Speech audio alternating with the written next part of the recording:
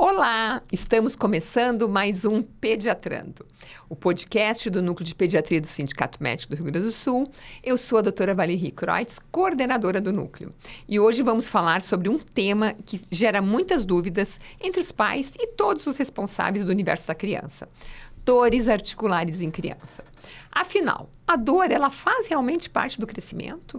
Ou ela pode ser um sinal de alerta para algo mais sério?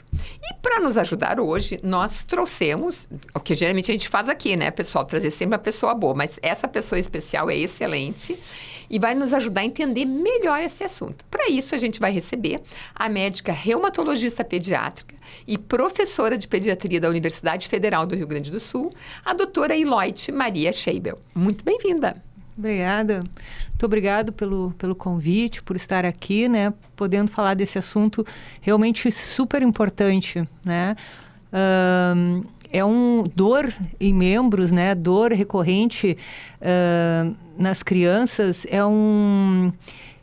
uma patologia ou uma condição, nem sempre é patologia, uma condição muito comum, né? Muito comum para o pediatra, muito comum para nós, né?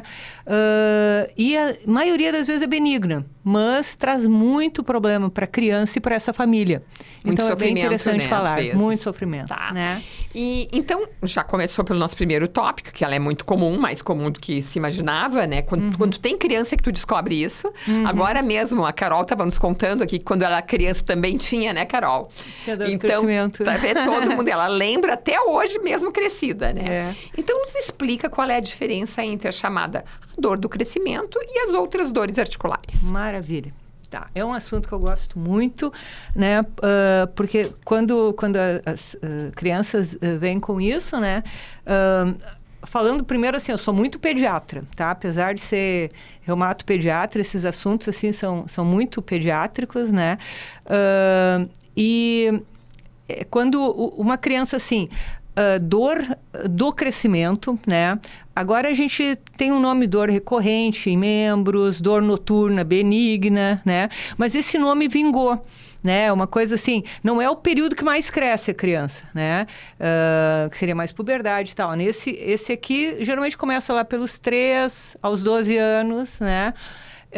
E é bem típico, assim, ele se fugir daquilo ali, tem que investigar. Né? Então, explica para nós o que é essa dor do crescimento, como é que ela se manifesta. Certo, então assim, geralmente é aquela criança muito ativa durante o dia, tá?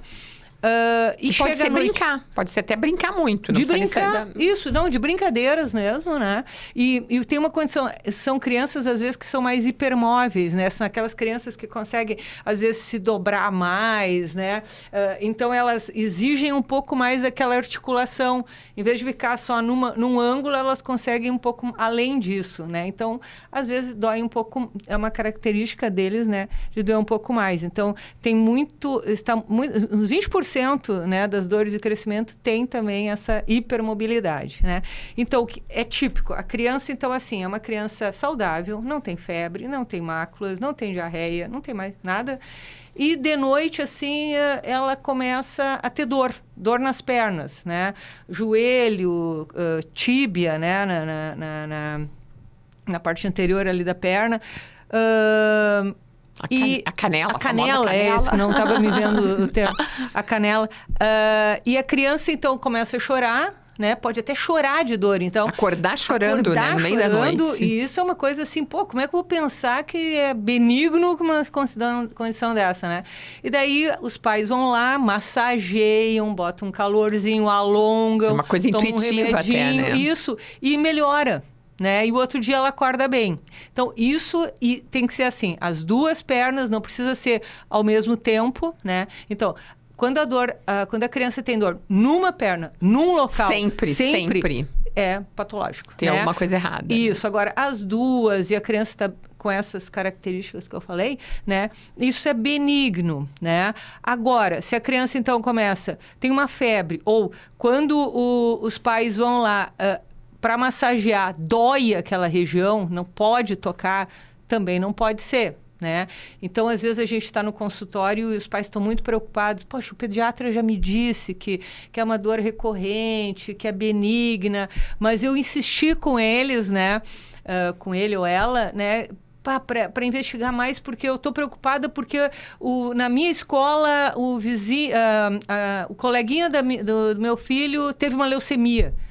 Sabe? Então, assim, isso assusta, mas é muito diferente, né? Então, a dor da leucemia é aquela que realmente tu não pode tocar ali, vai doer, dói em outros pontos, assim, a criança não caminha, para de brincar. Então, isso é muito Começa a ficar tristinha, né? Ela fica tristinha, né? A gente nota a mudança, né? Então, isso é muito diferente, né? E a gente não precisa realmente fazer exames, né? Para isso, assim... Lógico, se foge um pouco desse quadro, a pediatra Aí a importância, né, do pediatra estar acompanhando isso, levar para o pediatra, né? Isso. Anotar quando aconteceu, como estava, Exato. né? Não, o pediatra vai chegar ali a melhor pessoa, né? E ainda mais, assim, o melhor ainda seria aquele que está acompanhando essa criança... Ao longo da vida, Ao longo né? da vida. Daí conhece o padrão história. Da família, de nervosismo, de ansiedade, ou que não tem, ou como é que é, né? Exato. Então... E tem uma outra condição agora, que é benigna também, que a gente está vendo bastante, que é por sedentarismo, por não estar fazendo atividade física. Então dói também, ficar parado também dói. Parado dói, exato. E daí quando vai se exercitar, dói. Daí acha que não pode se exercitar porque doeu, né? Daí fica aquele ciclo vicioso. Então, a criança que ela não está brincando, não está se exercitando, só está ali no seu celular, tá? Uma posição e tal. Principalmente nas pernas, os tendões, os músculos, eles atrofiam, encurtam. Encurtamento muscular, né? Então, um bom alongamento, um bom exercício, né? Melhor coisa. Sabe que às vezes tem crianças, assim, que me chamam a atenção, assim, elas dizem que... quando elas faziam exercícios, elas não tinham dor. Daí, por um X motivo, lá pararam de ir fazer o seu balé, né, o seu exercício, e começam a ter. E é bem isso mesmo, né? Então... a gente já trouxe aqui a médica do esporte, a doutora Rosemarie, e a gente falou muito sobre isso também, que as crianças precisam de atividade física 2 a 4 horas por dia. Isso não quer dizer só levar na aula. É brincar de pega-pega, é brincar de bola, é ir na pracinha, é andar de bicicleta, né? Claro. Os pais vão ter que dar um jeito, né? Alguma coisa tem que ser feita, né? Não, certamente é. E é bem isso, assim, o exercício passa a ser um melhor remédio. É como medicação, na verdade, o exercício. Porque muitas vezes os pais insistem com o exame de imagem, e aí a importância do pediatra, o pediatra que vai definir se precisa ou não, porque tem risco também, né? Exames de imagem em criança sucessivamente, né? Não, exato, não. É a melhor pessoa mesmo para indicar, né? Não ficar fazendo me exames. explica uma coisa, quais são os principais sinais de alerta para indicar que tem que levar? Então, tu falou um pouquinho, mas aprofunda um pouco sobre isso. Dá para pensar assim. Então... quando foge disso que a gente tinha comentado nas duas, né, dor bilateral, não passa com massagem ou com alongamentos, né? Se começa, então, tem febre, claudica, né, ou manca, né? Criança não pode ficar mancando, né? Tá, ela torceu ali uma brincadeira, tudo bem, um dia deu, mas depois passa, né? Acordar mancando. Isso é muito interessante, tem uma condição patológica, né, que a criança, ela acorda, manca, né, e depois ela melhora. Então, parece, às vezes, assim, até, não queria ir para a escola. Algumas coisas assim, né? De ganho secundário, Mas daí, mas estranho, né? Isso começa a piorar e começa a ficar frequente. E daí, realmente, isso é uma condição que é uma artrite, né? Uma artrite idiopática juvenil. E que é importante identificar cedo, né? Até para evitar sequelas e tudo mais, né? Então, claudicar, febre, não brincar, né? Criança que muda... também de alguma articulação. Claro, né? Isso! O famoso enxume. Exato. Edema, né? Compara uma com a outra, porque às vezes até só olhar digamos, o joelhinho, às vezes a criança já é mais fofinha. Não, né? Mas compara com o outro, sente se está mais quente, né? Se dói quando mexe, estica, né? E essa artrite pode ser associada a alguma infecção? Que infecções mais comuns pode dar isso? Perfeito. Sim.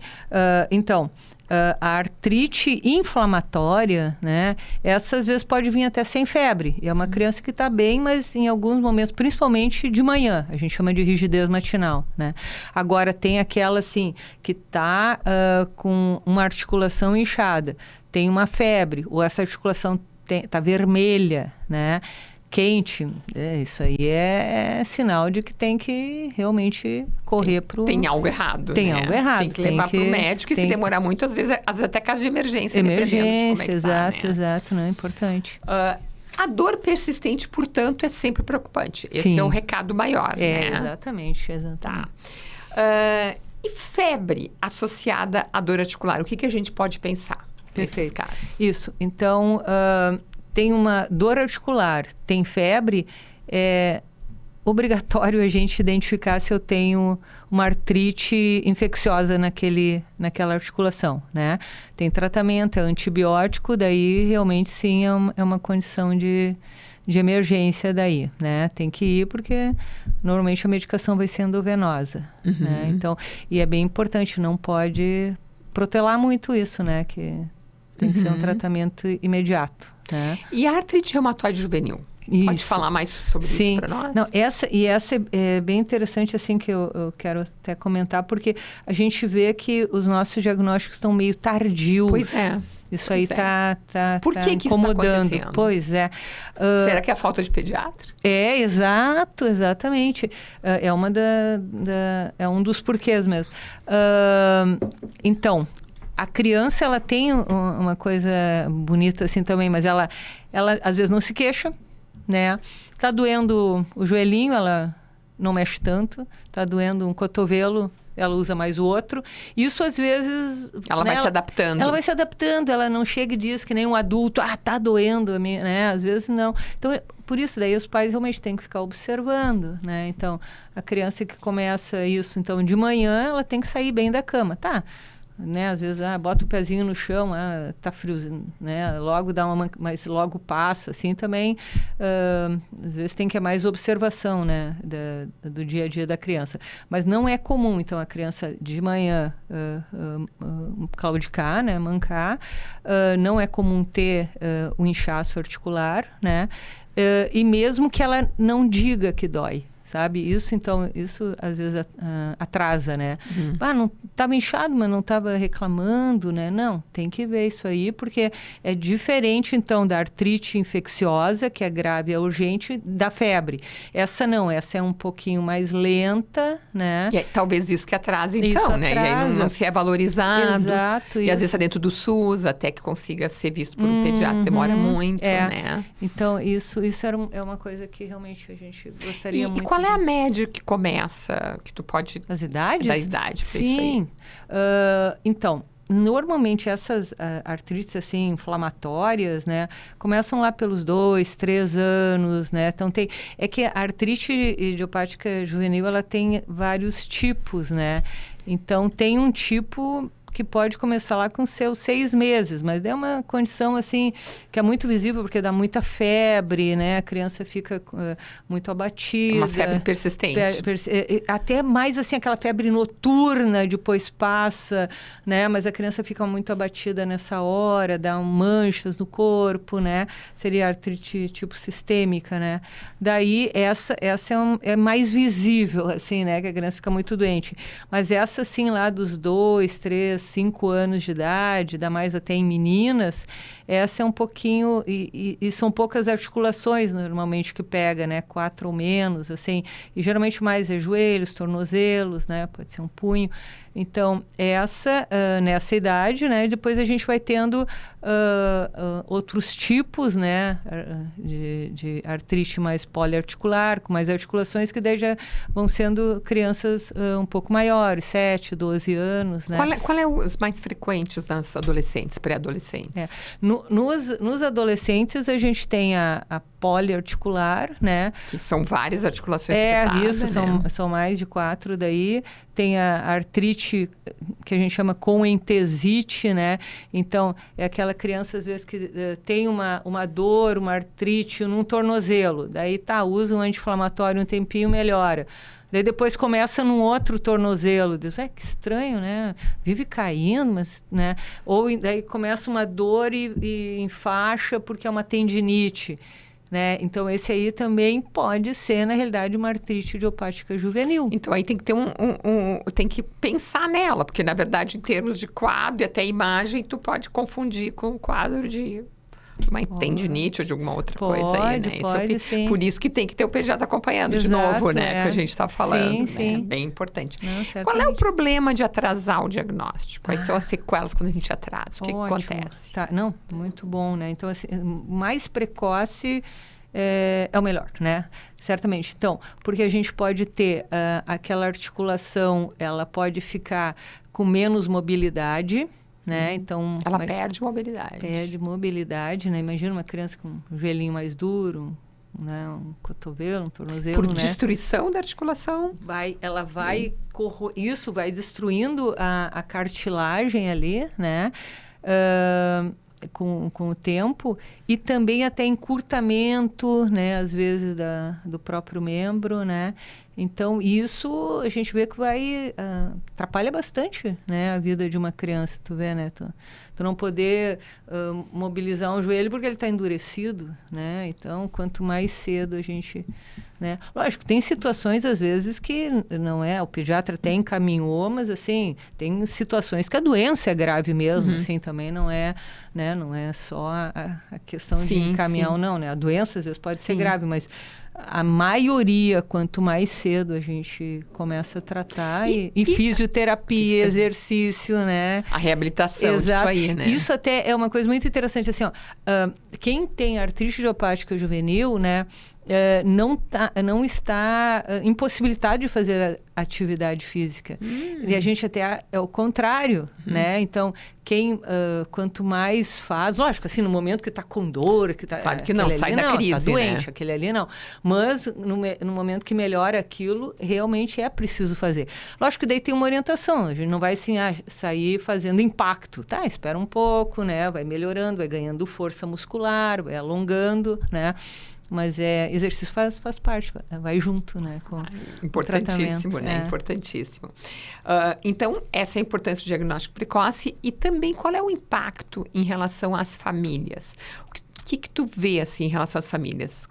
Essa doença, como é que é a aceitação da criança, da família, como é que Perfeito. Então...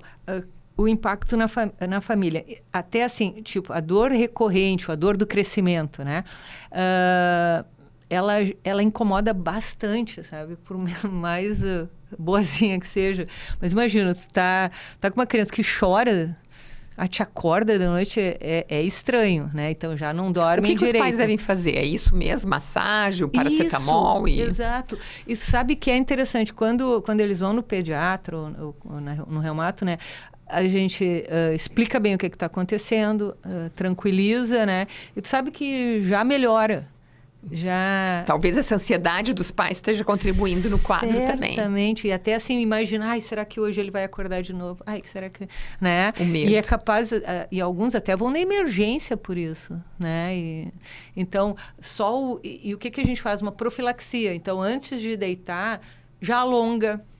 Massageia. E até uma coisa gostosa, né? Tu já tá com o teu filho ali massageando, a criança até já gosta. E a aula também. de natação? É bom? Porque Sim, como tem alongamento claro. E calorzinho. Isso, não tem impacto, né? Então, alonga, claro. Não, também ajuda. É muito bom. Não, ajuda muito. Mas voltando às doenças agora. E a história familiar dessas doenças? É importante saber para as crianças que tipos de doenças teriam relacionado mais se tiver alguma história na família? Perfeito. As doenças autoimunes têm bastante relação familiar, né? E o mais interessante mesmo é assim, quando na história familiar tem alguém que teve doença na infância também, né? Tem que cuidar um pouco assim, tipo, um vô tá com artrite reumatoide, daí já não é a mesma coisa para criança. Então, não precisa se preocupar tanto com isso, que não é a mesma coisa. Mas se a né? história foi lá na infância, a gente já tem que... não, daí já é outras coisas. Espondilite anquilosante, alguma coisa assim. A gente tem um padrão maior aqui no sul do que no resto do Brasil? Ou é mais ou menos iguais essas doenças? Vê alguma diferença? Porque como a gente tem uma etnia um pouquinho diferente, italianos, alemães, né? Nós temos algum que tem algum estudo sobre isso? Não. Eu até, assim, estudei outras áreas do Brasil, mas eu não me recordo, assim, não sei se... Não tem nada discrepante, se assim, tem muito descrito, grande pra... assim, de diferenças, assim, de... Tá. E em relação à investigação, deve ser sempre feita pelo reumato? Como é que é? Não. Então, se eu penso em...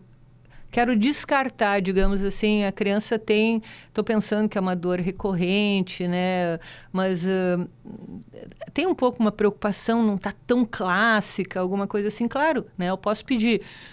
O pediatra geralmente pede, né? Então, com um hemograma, com provas inflamatórias, eu já Descarta consigo muita coisa, descartar né? muita coisa aí, né? Se eu penso assim, é uma só articulação que está sempre me doendo, dor à noite, um raio-x, né? Porque existem uns tumorizinhos ósseos benignos, mas que atrapalham, que dão dor, né? Então, mas são coisas que a gente consegue, né? O pediatra, né? Identificar. E essas doenças articulares mais graves, como é que está o tratamento disso? O que a gente tem de opções? Como é que é? Tá bem diferente de quando eu comecei. O arsenal era bem limitado, né? Tá muito bom, assim, a gente tem um arsenal bom mesmo, né?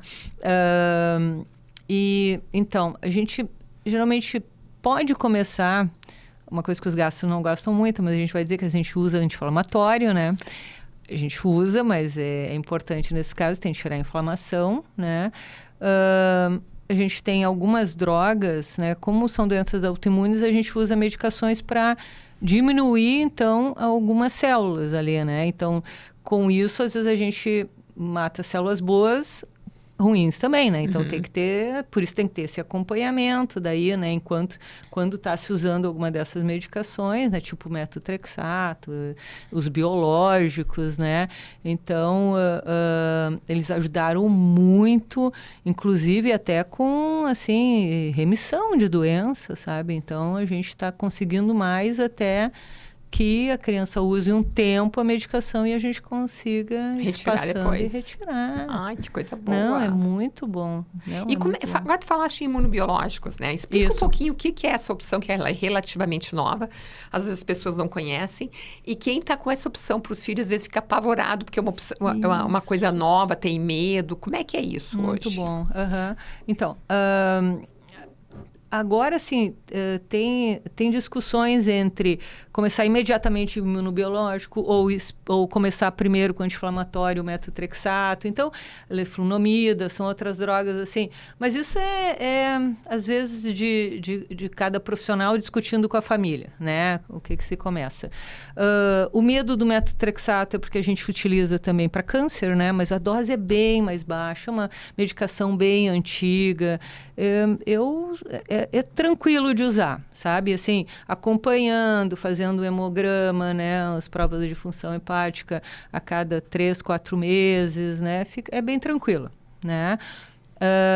Depois, então, acho que não precisa, assim, quando ela é indicada, nesses casos, é importante, não precisa ter medo, né? E depois a gente, então, falhando essa, a gente passa para os imunobiológicos, né? São medicações bem caras, né? Que elas são oferecidas. Estão à disposição no SUS hoje. Sim, todos eles, sim. todos que tem no nosso meio já são dados pelo SUS? Sim. Não, a gente consegue muita liberação, né? Tem mais um adulto do que na criança, mas a gente está com um arsenal bem bom, assim, né? Então, e são células tipo, a gente chama assim, os anti-TNF, né? Então, tu age diretamente sobre aquelas células inflamatórias que estão causando a doença, né? Lógico, se eu diminuo essas células TNF, me dá um probleminha que eu fico sem elas até causam inflamação, mas elas também agem na defesa. Agem na Como defesa. tudo, né, gente? Então Tu tem sempre que... vai ter... E por isso é importante estar acompanhando. Exato, né? tem que ficar... Mas então a gente está usando bastante em criança aqui no nosso meio. Tá, sim. Não igual, não os mesmos, mas está se tentando também utilizar em criança, começar o protocolo em adulto e depois usar em criança também, Isso, né? não, as pesquisas a gente... geralmente, assim, a gente começa com adulto, daí depois observa se funcionou bem, a gente começa a observar. Mas não tem vantagem de ir direto para imunobiológico, ao invés de passar? Eu acho que não. Porque tem uma questão de custo, né? A gente sabe disso. Mas se a gente ignorasse o custo, faz de conta que tivesse o mesmo preço, assim. Isso. Talvez tivesse mais vantagem direto. Alguns estudos dizem isso, assim, que talvez, né, em vez de ficar... Os pacientes me perguntam muito isso, até com o pediatra, a opinião, porque eles começam a ler e começam a entender também, perfeito. né? Das vantagens. Mas o problema é que, às vezes, assim, a gente vai... Por isso, a gente vai saber depois. Digamos, eu estou usando metotrexato.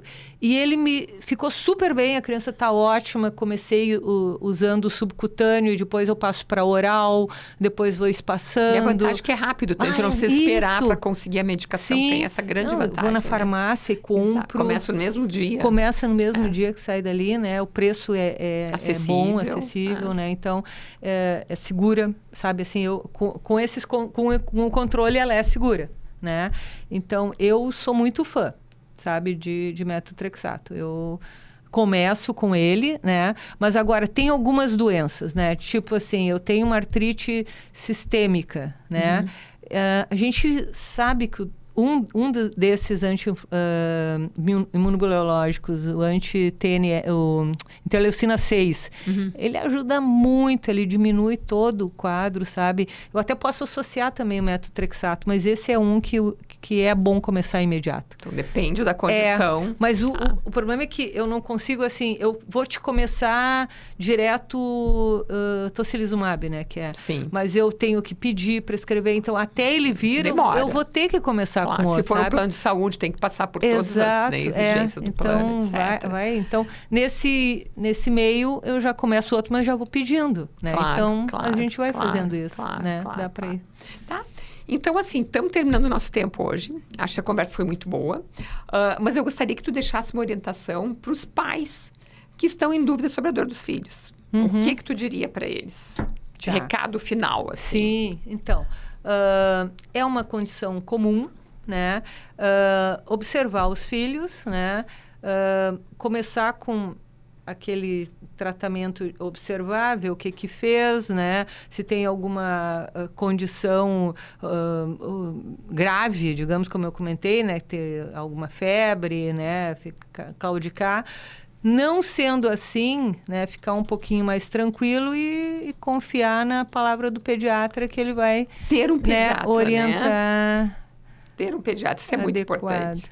Doutora Eloite, muito obrigada pela sua participação no Pediatrando. Foi uma conversa muito boa, muito elucidativa, principalmente para quem tem filhos com essa condição, que são muitos, e para quem convive com a doença reumática juvenil também, e que também traz várias dúvidas para a gente, tá? Muito Espero que a senhora venha outras vezes, tá? Espero que tenha gostado também. Muito obrigada. Gostei muito. Obrigada. Bom, até lá. Pessoal, terminamos por aqui, então. Mais um Pediatrando. Por favor, compartilhe e até o próximo episódio.